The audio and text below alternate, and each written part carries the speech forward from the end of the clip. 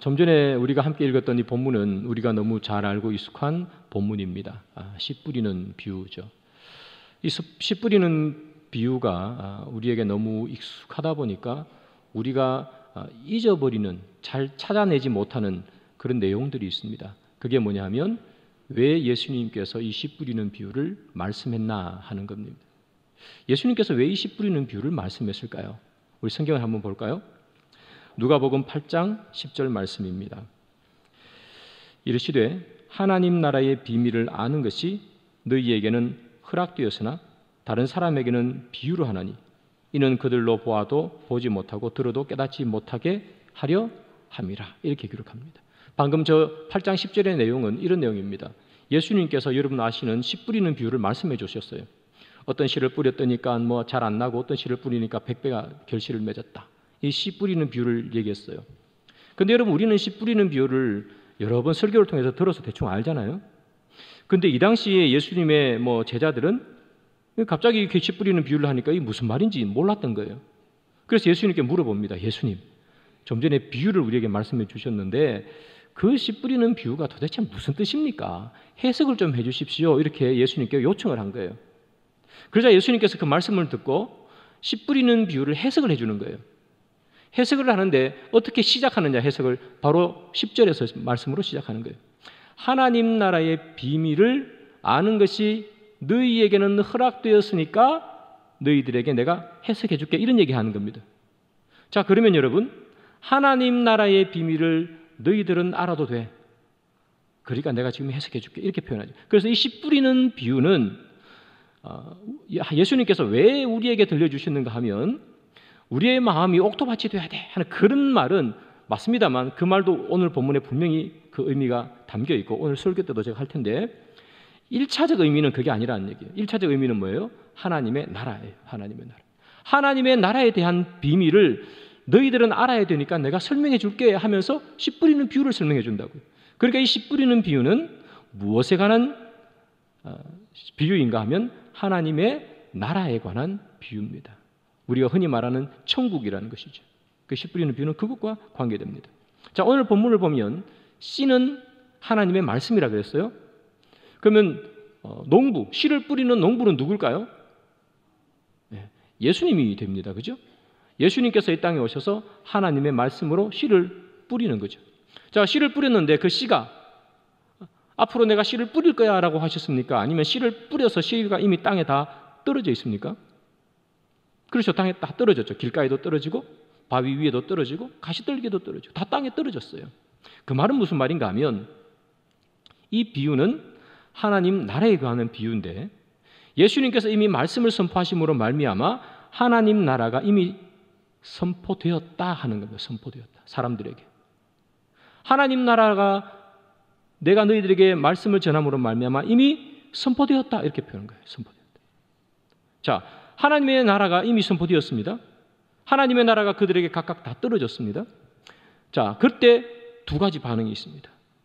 첫 번째 반응은 뭐냐면 하나님의 말씀이 그들에게 떨어졌을 때 첫 번째 반응은 그 말씀을 밀어내는 겁니다. 그 말씀이 싹이 나서 열매를 맺지 못하게 밀어내는 겁니다. 이것이 길가에 떨어진 것, 바위 위에 떨어진 것, 가시떨기에 떨어진 것이죠. 또 하나의 반응은 무엇인가 하면 그 말씀을 받아들이는 겁니다. 받아들여서 100배의 결실을 맺는 겁니다. 자, 그러면 길가와 바위와 가시떨기처럼 하나님의 나라가 떨어졌는데 말씀이 그들에게 임했는데 밀어내는 사람들은 왜 밀어내느냐 이 말이죠. 왜 밀어낼까요? 그 밀어내는 사람들, 가시떨기 같은 사람들이 누구냐 하면 당시의 유대인들이겠죠. 바리새인들, 사두개인 같은 사람들입니다. 자, 그런 사람들은 왜 하나님의 나라가 임했음에도 불구하고 밀어내는가? 그것은 그들이 생각하고 있던 하나님의 나라와 예수님이 생각했던 하나님의 나라가 다르기 때문입니다. 그러면 그들은 어떤 하나님의 나라를 상상하고 있었는가? 그들은 메시아를 기다리고 있었습니다. 메시아가 오면 어떻게 되느냐? 메시아가 오면 이스라엘이라는 나라가 구약시대 때 보면 바벨론에게 나라가 망하게 되죠. 바벨론에게 나라가 망합니다. 그러면서 600년 동안 이 이스라엘이라는 나라는 늘 강대국에 의해서 점령된 가운데서 살았습니다. 그래서 속국으로 살았고 비참하게 살았습니다. 바벨론에 멸망당했습니다. 그래서 바벨론의 그 속국으로 살았습니다. 바벨론이 멸망하니까 이제 페르시아가 또 이 유대 땅을 통치합니다. 그래서 페르시아의 그 권세 아래 살았습니다. 페르시아가 망하니까 조금 있다가 로마가 또 와가지고 이스라엘 땅을 통치합니다. 그래서 이 이스라엘이라는 나라는 바벨론에 멸망한 이래 예수님 당시까지 600년 동안 모두 다 외세의 힘 아래 굴복하며 살았습니다. 그러니까 얼마나 비참하게 살았고 힘들게 살았겠습니까? 그래서 이 유대인들이 생각하는 이 하나님의 나라는 메시아가 오면 자기들을 괴롭혔던 이 이방 민족들을 다 물리칠 것이다. 그렇게 생각합니다. 우리가 이렇게 하나님의 나라의 선민 이스라엘인데 외세가 우리를 자꾸 이방인들이 우리를 자꾸만 억압하니 메시아가 오면 그 이방인들을 다 쫓아내고 흩어졌던 유대인들이 다 예루살렘으로 모이고 이 이스라엘이 세상의 중심이 되어서 강력한 하나님의 나라가 이루어질 것이다. 그렇게 생각한 거예요. 그게 이 사람들이 생각했던 메시아였습니다. 메시아가 올 때 생겨나는 하나님의 나라였습니다. 자, 그런데 예수님께서 이 땅에 오셔서 예수님이 자기가 하나님의 아들이다. 그렇게 표현하잖아요. 나는 하나님의 아들이다. 그리고 또 뭐라 그러세요? 아버지 안에 내 있고 내 안에 아버지가 있다. 이렇게 표현하셔요. 하나님과 내가 하나다. 그렇게 표현하십니다. 그러니까 예수님은 자기가 메시아라고 표현하시는 거예요. 세례 요한이 왔을 때 오시리가 당신이니까 그러니까 예수님께서 내가 메시아야 딱 표현하시잖아요. 자, 예수님은 메시아라고 스스로 표현했습니다. 그런데 유대인들의 입장에서 보니까 예수님이 메시아면 좀 전에 말했던 일들이 일어나야 되겠죠. 이방인들이 물러나고 로마의 세력이 물러나고 흩어졌던 이 이스라엘 백성들이 다 예루살렘으로 모이고 이 이스라엘은 이 세상의 중심이 되어서 세상을 이끌어 나가야 되는데 예수님은 자기가 메시아라고 말하는데도 불구하고 그런 일이 하나도 안 일어나는 겁니다. 로마가 물러나기는커녕 로마가 물러날 기미는 1%도 안 보입니다. 흩어졌던 이스라엘 백성들 각국에 흩어져서 신음하는 그 이스라엘 백성들이 모일 기미는 1%도 안 보입니다. 그래서 유대인들이 생각합니다. 야, 네가 메시아면 뭐가 좀 변화가 있어야 되는데 아무런 변화가 없잖아. 네가 무슨 메시아야? 네가 선포하는 게 무슨 하나님의 나라야? 그거 안 믿는 겁니다. 그래서 예수님께서 하나님의 나라를 선포했음에도 불구하고 그들은 다 밀어내는 겁니다. 그러면 예수님은 어떤 하나님의 나라를 세우기를 원하셨던가 하면서 예수님이 세우기를 원하셨던 나라는 유대인들이 바랬던 그런 하나님의 나라가 아닙니다. 그러면 예수님이 세우고 싶었던 하나님의 나라는 어디에 잘 표현되어 있는가? 예수님께서 공생애를 시작하면서 딱 내뱉는 말씀이 있습니다. 예수님께서 40일 동안 금식기도 하셨어요. 그리고 사탄에게 유혹받죠. 그 사탄의 시험을 이겨내시고 예수님이 공생애를 시작하시는데 딱 시작하면서 던지는 일성이 있습니다. 그게 무엇인가? 누가복음 4장 18절 19절입니다. 이게 예수님이 공생애 시작하면서 던진 말씀이에요. 다 같이 읽습니다. 시작. 주의 성령이 내게 기름을 부으시고 나를 보내사 포로된 자에게 자유를 눈먼 자에게 다시 보게 함을 전파하며 눌린 자를 자유롭게 하고 주의 은혜의 해를 전파하게 하려 하심이라 하였더라. 네. 예수님께서 꿈꾸시는 나라가 저런 나라입니다. 만들고 싶은 나라입니다. 어떤 나라입니까? 가난한 자가 복음을 전하고 눈먼 자가 보게 되고 눌린 자가 자유를 누리고 포로된 자가 자유를 누리는 그런 나라예요. 여러분, 그 삼국지 보면 제갈공명이 나오잖아요. 제갈공명이 전쟁하기 전에 이제 왕에게 이제 전투를 열심히 해서 승리하고 돌아오겠습니다 하는 큰 그 장계를 올리죠. 그걸 우리가 뭐라고 그런가 하면 출사표라 그래요. 출사표. 예수님의 출사표가 바로 우리가 읽었던 누가복음 4장 18, 19절이에요. 저거는 이사야서를 인용한 말씀입니다. 예수님의 출사표. 나는 어떤 나라를 만들어 갈 것인가? 가난한 자, 병든 자, 소외된 자, 그들에게 자유를 주고 아픈 자는 낫게 하고 가난한 자는 먹을 것이며 그런 이야기를 하는 거예요. 예수님이 만들기를 원했던 하나님의 나라는 이스라엘의 회복, 외세를 물리치고 이스라엘이 세상의 중심이 되는 그런 하나님의 나라가 아니라 아프고 가난하고 소외된 자가 자유를 얻는 그런 하나님의 나라를 원했다는 거예요. 그래서 여러분, 오늘 본문 1절부터 3절까지를 보면 예수님을 따라다니는 자들이 나오는데 그 자들이 다 예수님께서 만들기를 원했던 그런 나라 백성이에요. 오늘 1절부터 3절을 보면 누가 예수님을 따라다니는가 하면 첫 번째, 예수님의 제자입니다. 여러분, 예수님의 제자들, 그들의 직업이 뭘까요? 어부죠, 어부. 어부가 많죠. 또 누가 있습니까? 세리. 그죠? 세리. 어부와 세리들. 여러분, 어부와 세리는 그 당시에 소외된 자리였습니다. 여러분, 세리는 워낙 설교를 많이 들어서 잘 아실 거고, 어부도 마찬가지입니다, 여러분. 비늘 없는 짐승, 그 물고기 만져야 되고, 그죠? 그 부정한 것들 만져야 되고. 그 다음, 배가 이렇게 배 타고 나갔다가 풍랑이 일고 하면은 못 들어오잖아요. 안식일도 제대로 못 지키는, 그 안식일법도 그렇고 정결법도 그렇고 잘 못 지키는 사람들이 어부예요. 소외당한 자들입니다. 그리고 1절부터 3절을 보면 또 누가 나옵니까? 악귀 들린 자들, 병든 자들, 그죠? 예수님 따라다니는 거죠. 다 고침받고. 7 귀신 들렸던 막달라 마리아도 따라옵니다. 그래서 그들이 예수님을 수종들죠. 자, 예수님이 하나님 나라를 선포했는데 그 하나님의 나라의 선포가 가장 잘 드러나는 게 누구냐면 예수님을 따라다니는 자들이라는 얘기예요. 예수님을 따라다니는 자들을 보니까 귀신 들렸던 자, 병들었던 자, 소외된 자, 그래서 가난한 자들이에요. 그런 자들이었는데 병든 자들이 낫게 되고 귀신 들린 자가 귀신에서 풀림을 당하고 소외된 자가 예수님과 함께 따라다니며 더 이상 소외되지 않고 그런 나라를 예수님께서는 원하셨다. 그게 하나님의 나라라는 거예요. 즉 다시 말하면 예수님을 따라다니는 이 사람들은 예수님이 하나님 나라를 선포했고 그 하나님 나라가 그 씨가 그들에게 떨어졌을 때 그들은 밀어내지 않았다는 겁니다. 하나님의 말씀이 그들 가운데 임했다. 그래서 여러분, 그들 가운데 원래 있던 그들 마음속에 있던 모든 것들을 이 하나님께서 예수님께서 뿌린 그 씨가 그 모든 것들을 없애버리고 그들을 뭐로 만들어냅니까? 옥토로 만들어냅니다. 이게 바로 이 씨 뿌리는 비유의 첫 번째 핵심입니다.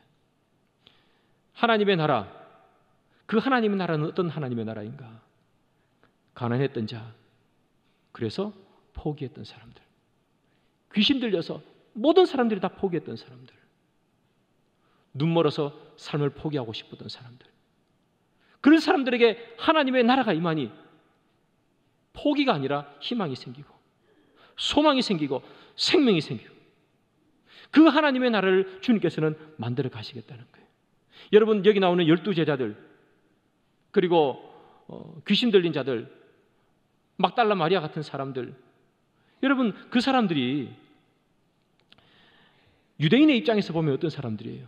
유대인의 입장에서 보면 그들이 뭐 같은 사람들입니까?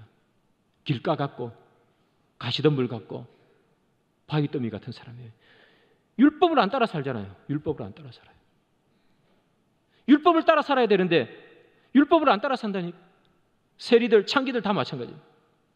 바리새인들이 볼 때는 그 사람들은 율법을 따라 살지 않기 때문에 그들이야말로 바위 같은 사람들, 그들이야말로 가시덤불 같은 사람들인데 예수님은 아니라는 거예요. 아니라.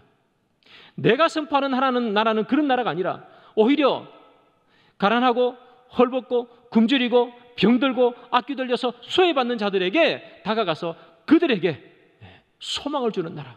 내 나라는 그런 나라다. 그래서 하나님의 나라의 씨가 그들에게 뿌려지고 그 씨가 그들을 그렇게 옥토로 만들어냈다는 거예요. 여러분, 베드로가 처음부터 옥토였습니까?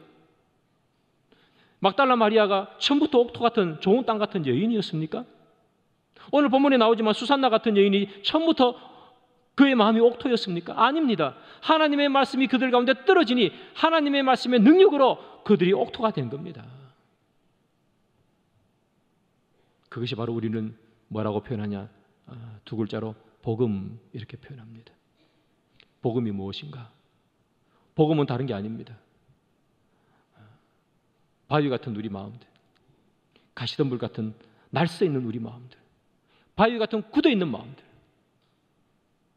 그런 마음들이 하나님의 말씀으로 다 녹아져 버리는 것. 그게 복음입니다. 여러분, 우리가 언제 예수님 따라 삶을 살았습니까? 우리가 언제 옥토 같은 마음을 우리가 보낸 적이 있습니까? 늘 가시덤불 같은 마음이잖아요. 늘 바위 같은 굳은 마음이잖아요. 늘 날선 마음을 우리는 가지고 살잖아요. 그런데 하나님의 말씀이 우리 안에 임재하니 그 단단한 마음이 녹아지는 것이고 그 날선 것들이 묻어지는 것이죠. 그게 바로 복음의 은혜라고 말하는 겁니다. 하나님의 나라, 그 복음의 씨앗이 우리 가운데 떨어지지 않았으면 우리 가운데 그 누구도 주를 믿을 수 있는 사람이 없다 하는 거예요. 그래서 이 씨 뿌리는 비유를 통해서 예수님께서 우리에게 주시는 말씀은 하나님의 말씀이 너희 가운데 떨어진 거야 하는 거예요. 너희들이 잘해서 하나님의 나라를 소유한 게 아니고 내가 뿌려진 하나님의 씨앗이 바위 같은 너희들을 뚫어내고 너희들의 마음을 옥토처럼 만들어낸 거야. 그렇게 말씀하시는 거예요. 사랑하는 여러분, 그런 하나님 앞에 영광을 돌리시기를 바랍니다. 그런데 여러분, 문제는 뭐냐면 그런 하나님의 말씀이 임해서 옥토 같은 우리가 되었어요. 근데 이제 우리는 아무리 봐도 내가 옥토처럼 안 보인다는 얘기죠. 내가 옥토 같은가? 내가 좋은 땅 같은가? 내가 100배의 결실을 만들어내는 그런 사람인가? 우리가 우리를 아무리 쳐다봐도 100배의 결실을 만들어내는 그런 사람 같지가 않더라는 거예요. 우리가 늘 넘어지고 늘 말씀대로 안 살고 늘 세상 쫓아가고 늘 돈 쫓아가고 욕심 쫓아가고 때로는 욕하고 때로는 화내고 때로는 미워하고 때로는 누군가 뒷담화하면서 낄낄거리고 웃고 그게 우리의 모습이더라는 얘기죠. 아무리 찾아봐도 우리가 하나님의 말씀이 우리 가운데 있어 내가 옥토 같지 않더란 얘기죠. 그래서 주님께서 우리에게 하시는 말씀이 뭐냐면 하나님의 나라는 너에게 이미 있다. 그런데 너희들이 그 하나님의 나라를 느끼지 못한다. 왜 그런가? 우리가 하나님의 나라는 열매를 내 속에서 내가 잘 보지 못한다는 거예요. 그래서 주님께서 우리에게 하시는 말씀은 너희들이 그 열매를 이제는 너희들이 내가 하나님의 나라를 너에게 던졌으니 내가 너희를 옥토처럼 만들었으니 이제 그 옥토에서 풍성하게 되는 것은 이제 너희들이 반응해야 된다는 거예요. 너희들이 반응하는 거예요. 어떻게 반응해야 되느냐? 오늘 본문은 말합니다. 누가복음 8장 15절입니다. 다 같이 읽습니다. 시작. 좋은 땅에 있다는 것은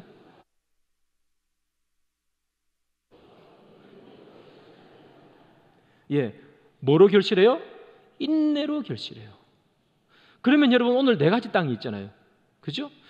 열매가 자랐던 땅, 안 자란 땅. 씨를 뿌리는데 안 자란 땅은 길가에 바위 위에 가시덤불에. 그죠? 얘들은 왜 열매를 맺어내지 못했는가? 인내하지 못했다는 게 인내하지 못했게. 결실은 인내로 만들어내는데 얘들이 하나님 말씀을 하나님의 나라를 주님께서 던지셨는데 얘들은 왜 아무것도 없이 아무것도 못 만들어내느냐? 인내하지 못했다는 거예요. 인내하지 못했다. 그럼 뭐 좋은 땅에 떨어진 애는 얘는 인내했다는 얘기예요. 인내했다는 거예요. 그러면 뭘 인내하지 못하고 뭘 인내했느냐 한번 봅시다. 여러분 길가에 말씀이 떨어졌어요. 말씀이 길가에 떨어졌습니다. 왜 얘들은 열매를 맺지 못했습니까? 오늘 본문에 보면 마귀의 유혹 때문이라고 해요. 마귀의 유혹. 마귀 유혹하는 거예요. 뭘로 유혹할까요, 여러분? 예수님이 40일 금식할 때 마귀가 와서 예수님께 뭘로 유혹합니까? 돌을 떡대게 하라 그러죠. 그리고 또 뭘로 유혹합니까? 내가 내한테 경배하면 천하만국을 너에게 다 줄게 그러잖아요. 자, 예수님께 뭘로 유혹했습니까? 세상의 물질 같은 걸로 유혹한 겁니다. 예수님께서 그것을 이겨내십니까? 안 이겨내십니까? 이겨내시죠. 인내하신 겁니다. 우리는 어떻게 합니까? 왜 길가에 떨어졌는데 인내하지 못하느냐? 떡을 준다니까요. 우리에게 제일 필요한 게 뭡니까? 떡 아닙니까? 먹고 사는 문제를 해결하는 걸 말합니다. 먹고 사는 거 문제 해결하기 위해서 우리가 다 뛰는 거죠. 하루라도 쉬면 먹고 사는 게 문제가 되니까 다 그렇게 죽을 똥 살 똥 뛰어다니는 것 아닙니다. 경배하라. 천하만국을 다 줄게. 그 유혹 앞에 그것을 말씀으로 이겨낼 힘이 없는 겁니다. 그래서 말씀으로 이겨낼 힘이 없어서 마귀가 주는 걸 덥석 받아버렸습니다. 그래서 길가에 떨어진 것은 열매를 맺지 못했습니다. 인내하지 못했기 때문에. 바위 위에 떨어졌습니다. 왜 열매를 맺지 못합니까? 성경에 보니까 시련이라 그랬습니다. 시련 때문에. 인생에 시련이 왔습니다. 이겨내야 합니다. 무엇으로 이겨내야 합니까? 말씀을 붙들고 이겨내야 됩니다. 그런데 말씀을 붙들고 이겨내려니까 아무리 생각해봐도 이겨내지 못할 것 같습니다. 말씀이 밥 먹여주냐 말이죠. 그래서 자꾸만 어디로 가는 거예요? 말씀으로 이겨내지 못하고 세상의 것을 자꾸 찾습니다. 기도하며 이겨내야 되는데 기도하지 않습니다. 기도한다고 뭐가 될 것 같지 않습니다. 그래서 자꾸만 이것 찾고 저것 찾고 이상한 것 찾고 불법적인 것까지 찾아냅니다. 그래서 말씀으로 인내하지 못하다 보니까 말씀은 뒷전이고 세상 것만 찾습니다. 그래서 인내하지 못하는 겁니다. 가시떨기에 떨어졌습니다. 왜 열매를 맺지 못한다고 성경은 얘기합니까? 이생의 염려와 재물의 향락이라 그렇게 표현하죠. 이생의 염려가 있습니다. 얼마나 많은 염려가 있습니까? 염려와 걱정, 근심이 없는 분이 우리 가운데 있습니까? 그 염려와 걱정, 근심을 이겨내려니까 말씀으로 이겨내야 되는데 말씀으로 못 이겨내는 겁니다. 내 걱정거리를 말씀이 해결해 줄 것 같지가 않습니다. 내가 세상에 나가서 누군가 만나서 이야기하고 이것저것 계획하고 해야 될 것 같습니다. 그래서 말씀은 뒷전이고 기도는 뒷전이고 세상에 나가서 그렇게 한다는 이야기입니다. 그래서 말씀으로 인내하지 않는다는 얘기예요. 그래서 다 하나님의 것들이 우리에게 왔지만 다 뺏겨버렸습니다. 그러면 좋은 땅에 떨어진 사람은 어떻게 열매를 맺었습니까? 좋은 땅에 떨어졌다고 시련이 없습니까? 좋은 땅에 떨어졌다고 재물의 유혹이 없습니까? 마귀의 유혹이 있지 않습니까? 그럼에도 불구하고 그들은 뭐 하는 거예요? 인내하는 겁니다. 인내. 말씀으로 참고 견디고 이기는 겁니다. 인내하는 것입니다. 어떻게 이겼을까? 어떻게 견뎌냈을까? 이렇게 견뎌내는 겁니다. 하나님의 말씀이 그들에게 임했습니다. 그런데 시련이 찾아왔습니다. 바위 같은 시련이 찾아왔습니다. 내 마음을 찌르고 내 인생을 찌르는 가시덤불 같은 시련이 우리한테 찾아왔습니다. 어떻게 합니까? 내 모든 것들을 다 갈아엎습니다. 내 속에 자리하고 있던, 계속해서 자리하고 있어서 빼내면 너무나 허전하고 힘든 죄의 습관들,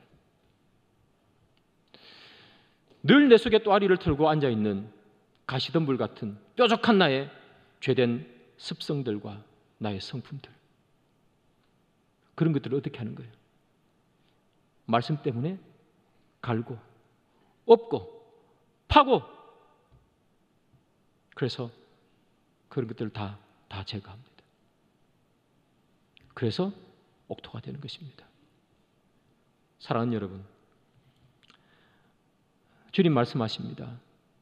풍성한 열매를 맺기 위해서 뭐가 필요하다고요? 인내가 필요하다고요.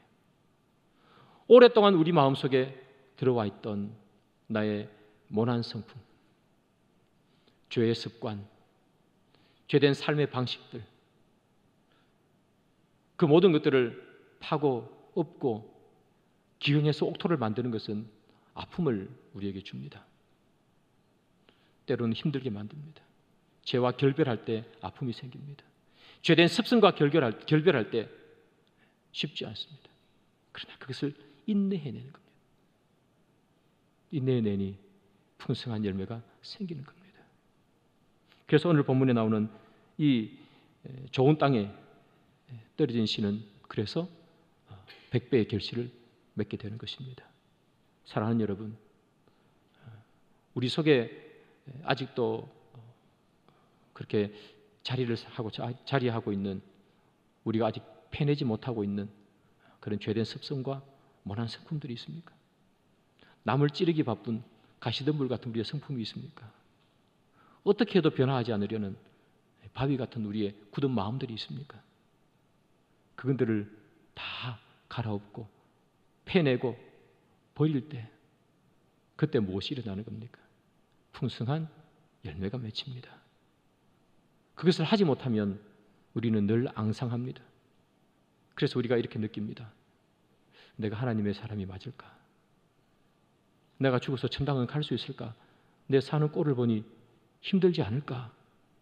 우리에게서 나오는 열매가 아무것도 없기 때문입니다. 내 속에 있는 이 굳은 마음, 단단한 바위 같은 마음과 남을 찌르는 이 가시덤불 같은 이 마음들을 패내지 못합니다. 꺼내지 못합니다. 그러니 늘 열매가 없습니다. 그래서 늘 우리는 생각합니다. 이렇게 신앙생활에서 될까? 그러나 아프지만, 때로는 힘들지만 그것을 갈아엎을 때 우리의 옥토가 되는 것이고, 그때 주님께서 주시는 그 하나님 나라의 풍성함이 100배가 우리 가운데 열리는 것인 줄 믿습니다. 그래서 사랑하는 여러분, 오늘 성경은 말합니다. 인내하라. 그렇죠? 인내하라. 우리 가운데 있는 것들 버릴 때 인내해야 됩니다. 버릴 때 불편합니다. 익숙하지 않습니다. 때로는 아프고 손해가 옵니다. 그럼에도 불구하고 인내하시는 여러분들이 되기를 바랍니다. 말씀의 결론을 맺습니다. 하나님의 나라는 이미 우리 가운데 임했습니다. 그러나 우리가 풍성한 열매를 만들어내는 것은 우리의 몫입니다. 우리가 반응해야 됩니다. 무엇으로 반응합니까? 인내함으로 반응합니다. 여러분들 가운데 있는 것, 버릴 것 버리시고 제가 할 것 제가 하시는 그런 인내가 여러분들 가운데 있어 주께서 주시는 풍성함이 우리 삶에 넘쳐나고 내가 하나님의 나라의 백성인 것을 경험하는 그런 저와 여러분 되기를 주님의 이름으로 축복합니다.